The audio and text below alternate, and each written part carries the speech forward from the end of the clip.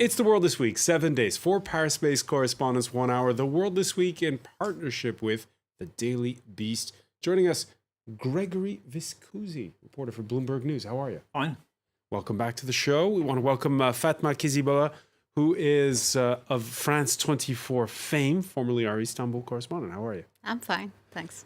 Journalist Paul Moreira, documentary filmmaker, and the man who cracks the whip at Première Ligne Productions. How are you? Welcome back to the show, and welcome back as well to journalist Craig Kapitas, whose books include Mona Lisa's Pajamas. How are you? Bonsoir, mon capitaine. All right. The World This Week on Facebook and Twitter. Hashtag World This Week. Should we worry? Gulf claims of sabotaged ships, the withdrawal of non-essential U.S. embassy personnel from Iraq, and a so-called maximum pressure campaign out of Washington that's looking to stop all Iranian exports of oil. Mr. President, are we going to war with Iran? Hope not. I hope not, says Donald Trump. Donald Trump, who this Friday has added that he's sitting by the phone ready for direct talks with Iran, but so far no one's called. You surprised? Should we be worried? Is this? I don't think he wants a war. I think for a bunch of reasons. I think that one, he wasn't elected on that. I mean, he was elected more to reduce American commitments around the world rather to increase them. I don't think his base wants a war. The U.S. generals certainly don't want a war. I think the U.S. military has warned them they certainly don't want it. But, you know, the wars happen by accident, and the things that he's doing raise the chances of an accident. You know, whether it's a bellicose tweet, some incidents in the Strait of Hormuz, as we, between U.S. ships and Iranian ships. I mean, he's certainly raising the temperature, but I don't think he wants a war. There was a precedent, 1988, the USS Vincennes, which shot down an Iran air jet by mistake. 290 people killed. Many people say the Lockerbie bombing was retaliation for that. I'd say John Bolton wants a war. Yeah. Obviously, I mean, he's obsessed by that. I only met the guy once, I did a quick interview, and he was so sad. It was like 10 years ago, and he told me the only thing that really mattered to him was like, we're not going to strike Iran. And that was 10 years ago. So he's obsessed by that. Netanyahu is obsessed by that. So you do have some like rogue elements in the... What do you make of this week's events, Paul? Well, I don't foresee things in the future, but I know there's a logic, in massing up some force around Iran. Yeah. Fatma, the week began with these claims that these ships had been sabotaged, and then it's all followed since. Again, the withdrawal of the personnel from Iraq. We now know a little bit more why Mike Pompeo suddenly skipped going to meet Angela Merkel to go off to Baghdad. I think it was more like a surprise for everyone in the way that no one was expecting maybe the Houthis to make such technological improvement, so I think it was a surprise. Then the drone attack on exactly. Then I think we always need to ask the same question: is who benefits the crime? And I don't think that Iran is really willing to have such a kind of military confrontation with the United States. What is also very interesting, talking about the United States, is we have last week, it was this week, Mike Pompeo went and he made his first visit to Russia. He went to Sochi and he met Lavrov, but also Vladimir Putin. And there was a man with him inside the American delegation, which name is James Jeffrey. And James Jeffrey is the former ambassador in Turkey, and then he was in Iraq. So he's a man who knows the region very well. He's now the special envoy in Syria, and he was just sitting next to him during the meetings. And what James Jeffrey said right after this meeting, he was talking about Iran, but mostly about Syria, saying that Iran must withdraw its forces from Syria. So I think it's much more like a way for the United States to pressure Iran than really a way to get inside a new war. But it gets back to what Paul Moreira was saying, Craig, which is which part of the White House is Donald Trump listening to? Is he listening to John Bolton, who's very hawkish, who's been associated in the past with the Saudi-backed MEK opposition group? Or is he listening to Mike Pompeo, who wants it as leverage for bargaining? I have a photo in my office, which I'm very fond of. It's a photo of that ugly puss over there and I together, because we both covered Gulf War II for Bloomberg News in the region on the ground. And I'm actually quite interested to see what Greg thinks of what I'm going to say. I don't think Donald Trump and Bolton add up to a tinker's dam in this whole thing.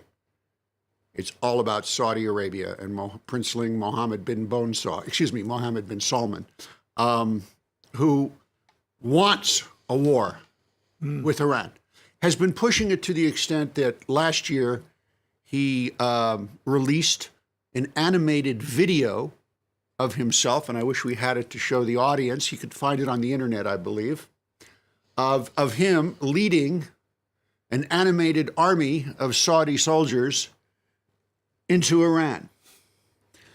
And I think it's the Saudis who we have to look to here, because I agree with everything Greg said about this, about Trump doesn't want a war.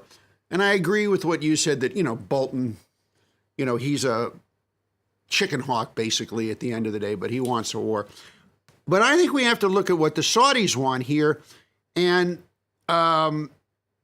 we don't know, because we're not getting any real reports from inside Mohammed bin Salman's regime on this. But hang on, are you saying that MBS is the one who calls the shots in the White House? Well, I think Jared Kushner does, but certainly with MBS. Look, Trump has a geopolitical problem, and thing is, I'm glad Greg's here because he knows this stuff actually better than I do, because he actually covers it daily. I only do it every week. It's all about the oil flow, right? And the Straits of Hormuz. You're looking at 40% of the world's oil traffic comes through the Straits of Hormuz. 40%. Now, any kind of conflict is going to shut that off. The Americans don't want that to happen. But the Saudis could care less. And I noticed that the Saudis, during Gulf War I and Gulf War II, the Saudis were hell-bent for leather in both instances. They didn't care about the geopolitical consequences. Now, of course, the prior king in Saudi, he kind of held back the war drums. But bin Salman is not doing that whatsoever. And he's working with Israel, and they'd certainly like to see an attack. No, I don't think MBS and Netanyahu necessarily call the shots in the White House. But there's no question that Trump often agrees with the last person he spoke to. He got off the phone with Sisi, and he backed Haftar in Libya. He got off the phone with Erdogan and pulled the troops out of Syria. So there's, he has a tendency to be kind of played by these people, and I think Craig is absolutely right. That there is a danger that he could be played by one of these guys. But what if you look at the bigger picture, it's true that for the last 15 years now, Iran is the winner of all the war against WMDs and Syrian revolution and all that. They are basically in bed with Bashar al-Assad. They control Iraq thanks to the Second Gulf War. But they're hurting now under these new sanctions. Well, but they're still very powerful. They are hurting, but the people who it's hurting have no influence on what the regime does. I'll give you an interesting statistic. The World Bank, where you go to for this type of information, says that Iran, despite the sanction, has the second largest economy in the Middle East and North Africa. Now, that's significant. These guys are not a pushover. They're 4 times larger than, Iraq. And it's a proud country. I think part of the problem here is I think Trump really misunderstands that the Iranians don't just fold easily. They lived under sanctions for 10 years before, and Craig made a really good point that it actually benefits, not that it hurts the people who don't count, it benefits the people who count in some cases. It actually makes some of the leaders in that country richer because of the traffic that they control. One final point on this, you mentioned that drone strike on the oil pipelines in Saudi Arabia. If we chalk up in a grim fashion the losers of the week, it's the people of Yemen, because there was an airstrike that hit the capital, Sana'a, at least 6 killed. Yeah, but I mean, the war in Yemen is now going on for more than 4 years. And this was my point in the way that the Houthis look quite decided to keep on going, and they are making some improvements. So the question again now is to say, okay, the Houthis made some improvements, some technological improvements, but it looks I think, very unlikely to believe that they made that by themselves. Very probably they had some help, and everyone is thinking about Iran. But once again, I think that, it won't be very smart, let's say, from Iran to push them to launch such attacks, knowing that the United States is threatening them, and that it won't be absolutely in their own advantage. Yeah, the geostrategic importance of oil, it's perhaps a 20th century concern when you look at information technology. And from some, the US-Iran standoff pales in comparison to the escalating trade tension between Washington and Beijing. It went to a whole new level on Wednesday when Donald Trump signed an executive order declaring the US telecom sector in a state of national emergency. Those are his words. And there's been since an effective ban on 5G player Huawei, a ban which has been met with, the predictable reaction out of Beijing. We strongly oppose the US's approach of bullying, which goes against multilateral trade rules. If the US continues down this path, we will respond with countermeasures.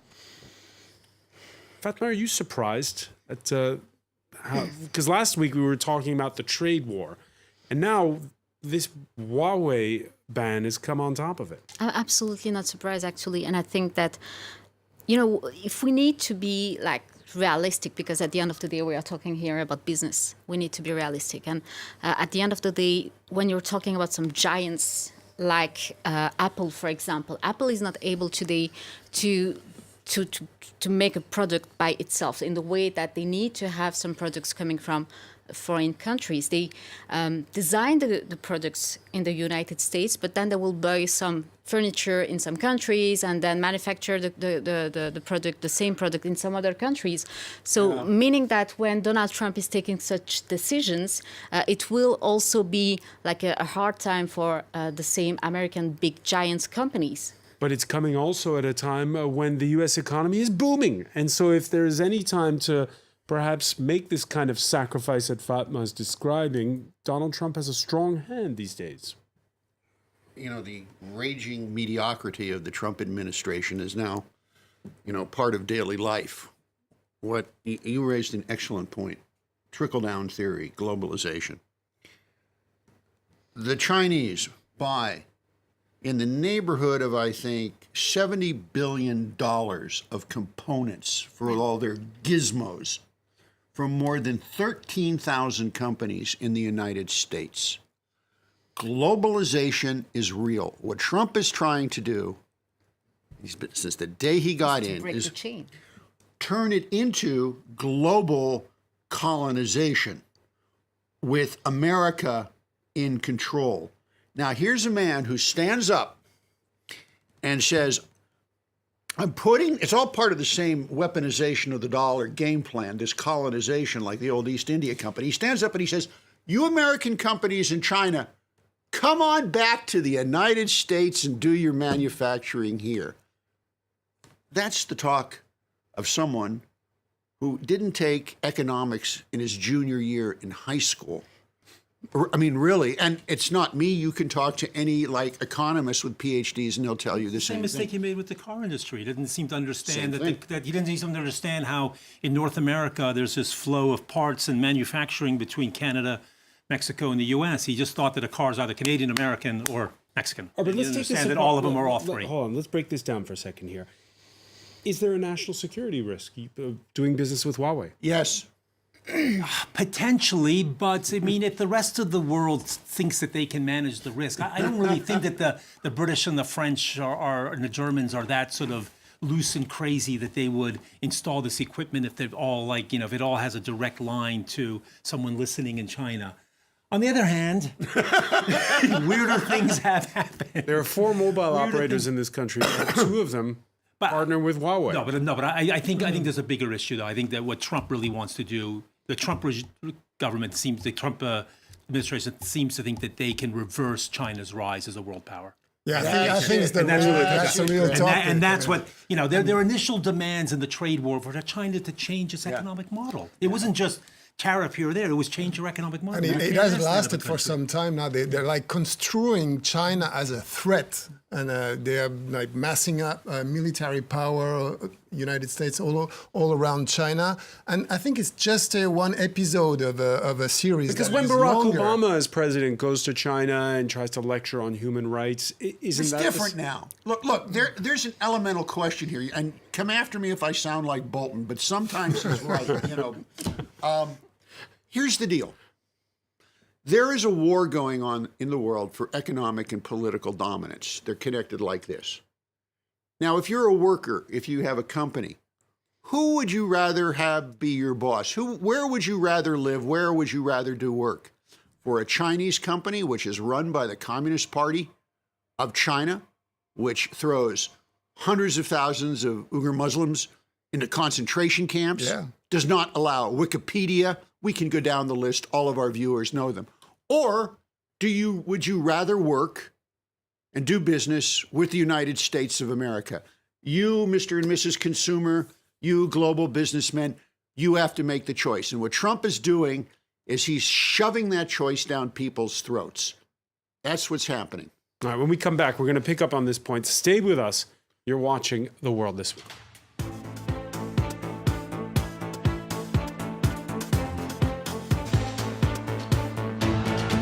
Welcome back, or welcome if you're just joining us. It's The World This Week. The World This Week in partnership with the Daily Beast. Joining us, Gregory Viscusi, reporter at Bloomberg News. Welcome back as well to Fatma Kizibola, who is with France 24, and as well Paul Moreira of Première Ligne Productions. Craig Kapitas, author of Mona Lisa's Pajamas. Just before the break, we were discussing the standoff between the superpowers over technology, the holy grail, if you will, of the 21st century. The Economist newspaper, Paul Moreira, was quoting figures that show just how much this is not Cold War 2.0, because in adjusted terms, the U.S. did $2 billion worth of trade a year with the Soviet Union, and with China, they do $2 billion a day. Sure. I mean, it's impossible to sever the links between those two countries. But again, I think that what it shows, it's more an issue of dominance and of pressure than really, when you think, could they use Huawei to listen to our conversation? It's interesting because we forget that the NSA has listened to Merkel's phone for years, and it didn't shock us more than that, And so I just don't take it seriously. All right. Last week, we heard the U.S. Secretary of State in London lecture the U.K. Prime Minister on the dangers of Huawei. Republican Arkansas Senator Tom Cotton upping the pressure on Europe with his tweet where he hailed Donald Trump's decision, and he says it's still time for our European allies to safeguard their security by joining us. The response, well, the French president, as he toured the Viva Tech summit here in Paris on Thursday, this is what Emmanuel Macron had to say. It's increasing its impact all over the world, and I'm not one of those who say that we have to strike a trade war against China. Quite the opposite.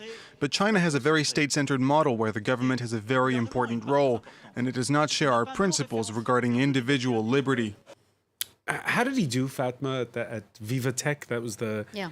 How did Emmanuel Macron do when it came to... Because this was right in the middle of the storm, just after the announcement by Trump. I think it's very interesting here because I just would like to underline here that Emmanuel Macron made that statement, but also at the same time, what he says, I mean, the position of France is to say, let's not be naive, but let's not also lose from this war in the way that today Huawei is not forbidden in France. They can come here, they can work with some French companies, but what the government says is that we will be watching very closely what they are doing here. And I think it's maybe the solution here, because at the end of the day, are we really talking about like a massive security problem, or is it like just that we're trying to slow down a giant that made massive progress during the last year? I mean, it's part of the game, right? I mean, they made some progress, and you have to run fast at the end of the day. So you cannot just be like sitting and crying like a kid and saying like, I don't want to play with you because you're better than me. What France says now is that we need, once again, let's not be naive, but we need to adapt to this situation. So maybe we need to work with them, and maybe we have something to learn from that. Are France and the Europeans in general just kind of out of their depth on this? Because on the one hand, you have the content coming from the US, which owns all the social media giants, and you have the technology for the phones more and more coming from China. Yes, but I mean, there are European producers too. I mean, a 5G network is never going to be built by one company. It's going to be built by several big companies relying on those 13,000 whatever suppliers that Craig mentioned. So I think the difference is that Huawei is one of the few that can actually build systems from start to finish. I mean, most of the other companies, there are a lot of other companies involved, including Europeans like Nokia, like Ericsson, Americans like Qualcomm, Cisco, Hewlett Packard. That's the they're point. involved. They're That's involved it. in parts of it, but I don't think any of them can build the whole network. What Ericsson and Nokia will tell you, yes, we can do it. And the people who want to buy go, great, how much is it going to cost? Oh, no, the Huawei is a lot cheaper. See ya. Yeah, I'm sure. That's the reason. Because if these countries were so concerned about security, Definitely. Yeah. they'd go with Ericsson, they'd go with Nokia, they'd pay a few extra bucks, but they're not, because it's all about, what was it called, Greg? Shareholder value, is that the term I'm looking for? Well, I mean, it is. These things are expensive, and someone's got to pay for it. And you know, we all complain about our phone bills, so There you know, go. it's Yeah. The tightrope act of Emmanuel Macron. Your thoughts on it, Paul Moreau? Well, I like the en même temps, at the same time. Yeah, that was during the campaign. He says, we don't need to go in a war with China, but at the same time, we should be very careful. So you have everything covered. So that's Macron's style all the way. But That's what I think. is he on top of this though? No, I think it's just, no, I don't think it's something that concerns France very much. It's really something that It should. I mean, we're having a 5G network on the way, and as I said, Yeah, France. I mean, you see, the topic is put on the table by the US and is just, catching the ball, and that's it. More broadly, this Viva Tech Summit, it followed the Tech for Good Summit. There was also this Christchurch call where Macron, the New Zealand Prime Minister, and others like the leaders of Canada, Indonesia, Senegal, Jordan, all showed up to try to... and the social media companies. Yeah. And their focus was squarely on the U.S. in this instance, because those are the ones who own these social media companies. Well, no, their focus was on hatred on the internet. It was on hatred on the internet. It's just that how many times have we dealt with this? I mean, we've had, this is going back many, many years. We've had all sorts of protocols and rules and, promises to police behavior on social media. I didn't really see anything particularly new in this Christchurch call. It seemed to sort of replace a lot of earlier pledges we've had from social media companies to better police content. But it wasn't aimed at the U.S., I don't think. I mean, it was very much in reaction to what happened in Christchurch, where an avowed racist put up manifestos on Facebook and then live streamed his killing rampage, and it stayed up there for an hour and had 1 million downloads. I mean, it's to prevent that kind of stuff from happening. Yeah. Macron can point domestically to unemployment, which has dropped to a 5-year low, but it's still the far right's Marine Le Pen in the lead 9 days ahead of European elections. Le Pen, who, by the way, will join kindred spirit Matteo Salvini, Italy's deputy prime minister, in Milan for a big rally on Saturday that brings together all of the far right, from the True Finns to Alternative for Germany, AFD.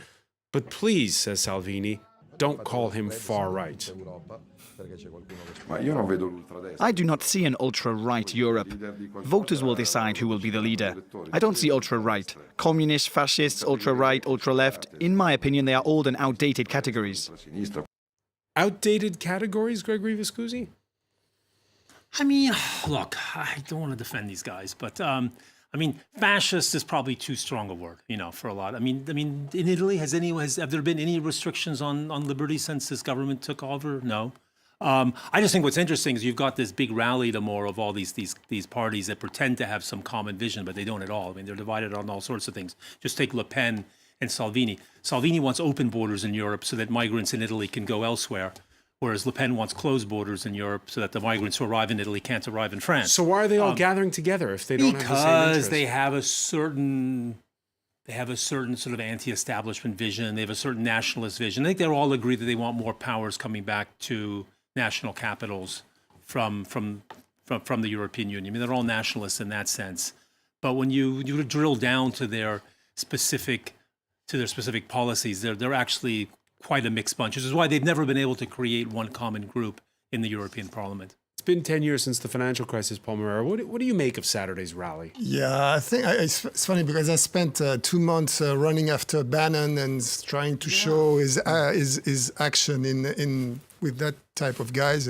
He has the status of a rock star in Italy. It's incredible. He gets somewhere and there's like 40 cameras and people trying to interview him. He's close to Salvini. I think about the 2008 crisis, it's true. It's a defining moment for them because they have part of their speech is like anti-capitalist. They say, capitalism has reached the end of a cycle, as 2008 has shown.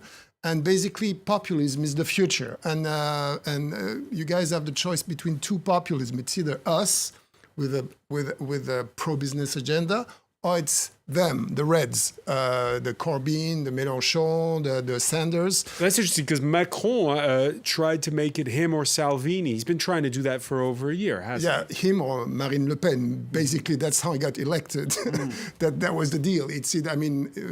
Either you wanted to vote for Marine Le Pen or you wanted to shield the French democracy from the danger of having a very, by the way, incompetent party at the head of the state. So it has been his strategy even his trick to get to power. And I think I've been following the Gilets Jaunes movement now for a while, and there is a reality here. I mean, it's true that you have 20% of France that is left over.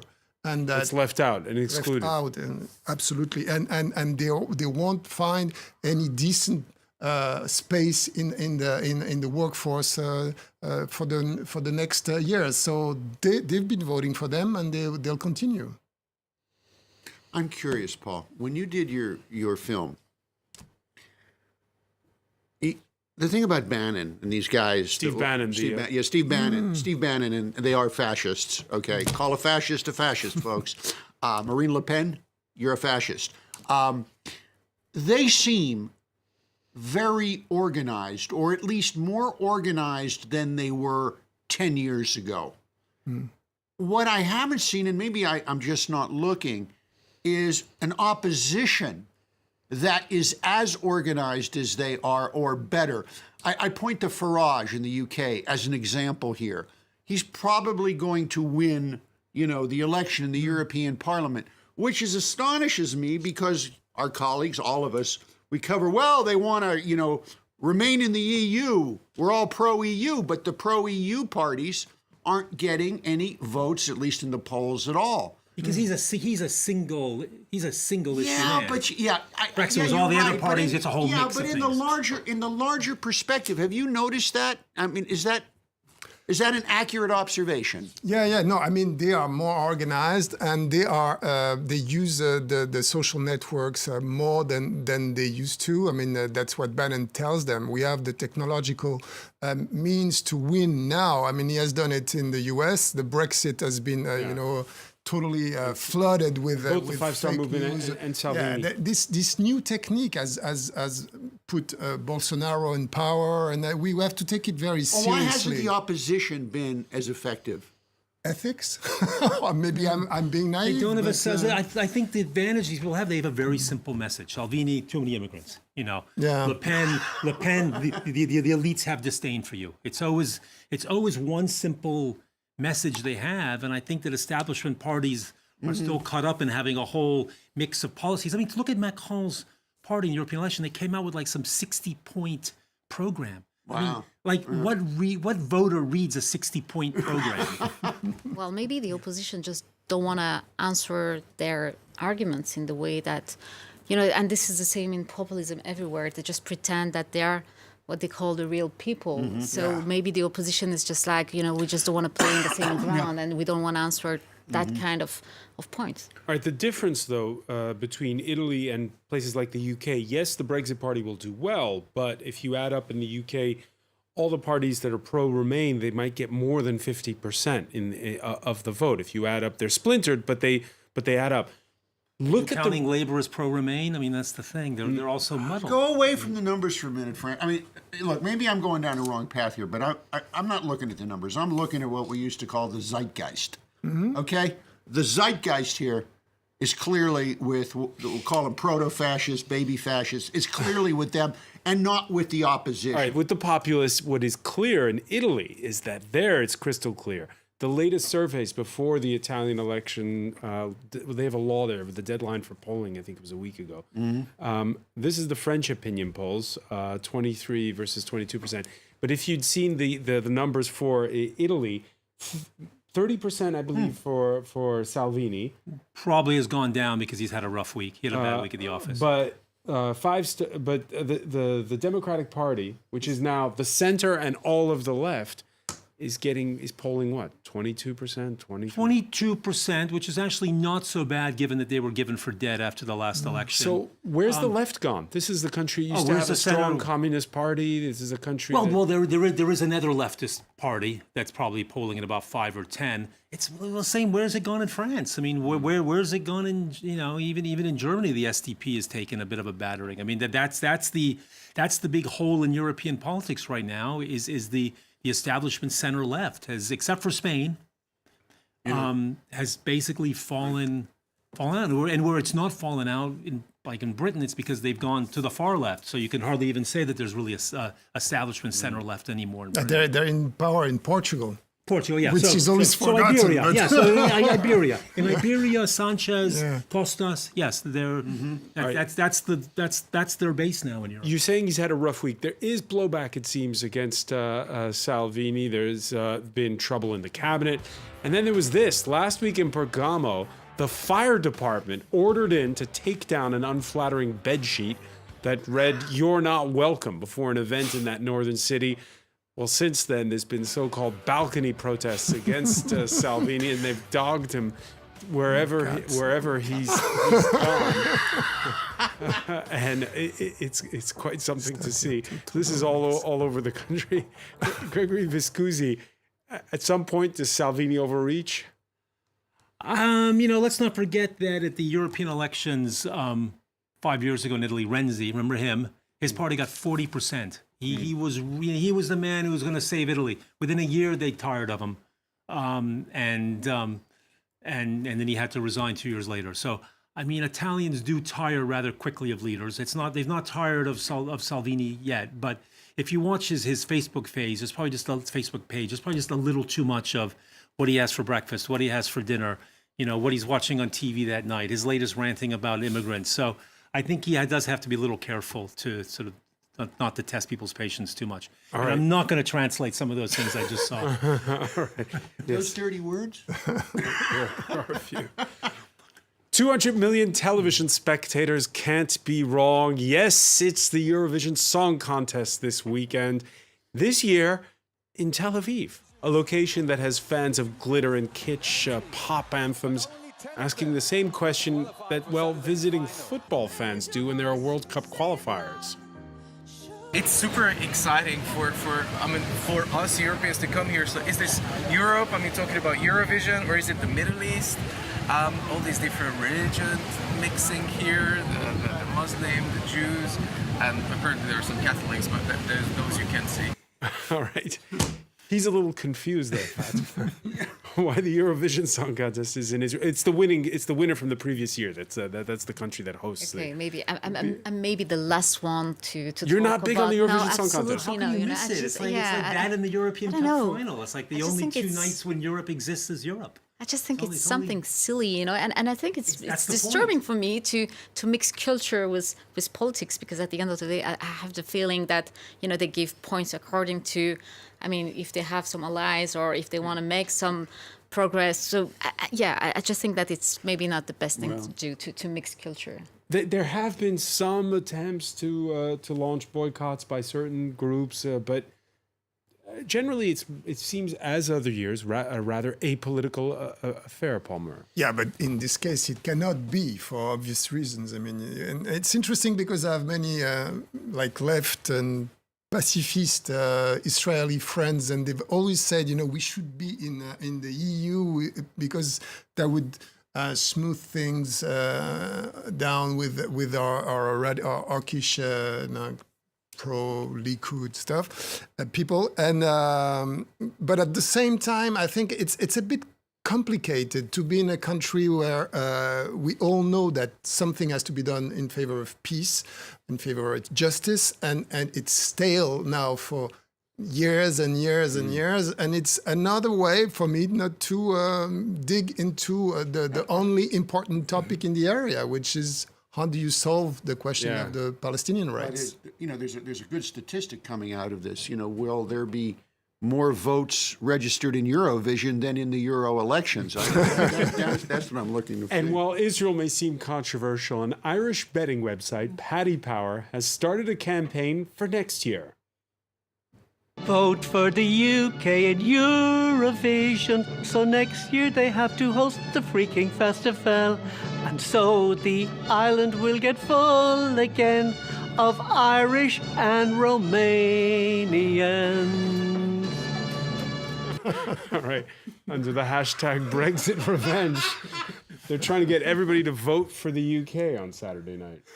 Gregory Vescusi? I mean, how can you not enjoy Eurovision? It's just the night of total fun kitsch, and I hope they keep politics out of this one. I mean, All right.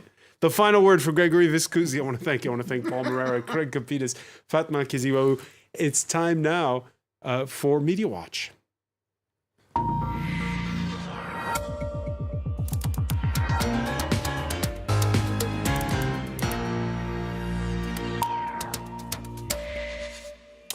And we say hello to Emma James. Hi there. We begin with gay rights. It's the day when Taiwan legalized same-sex marriage. Yes, absolutely. The International Day Against Homophobia, Transphobia and Biphobia is its full title. It's a bit of a mouthful. But largely speaking, the message is a very simple one. UNICEF tweeting this today, a very simple message, love is love. And lots of people thinking that that really is what today is supposed to be about. They had this message at the top. Love is not a crime. Discrimination is not an option. Love is love. Now, as you mentioned, Taiwan, of course, the first Asian country to legalise same-sex marriage today. Ahead of the vote, the president of Taiwan actually tweeted this: "We have a chance to make history and show the world that progressive values can take root in an East Asian society. Today we can show the world that love wins," and indeed love did win. Interestingly, in the United States today, there was a vote there too for the Equality Bill. It's unlikely to become law because it will hit a stumbling block in the Senate, but it did pass through the House of Representatives, despite the fact that President Trump referred to it as being packed with poison pills.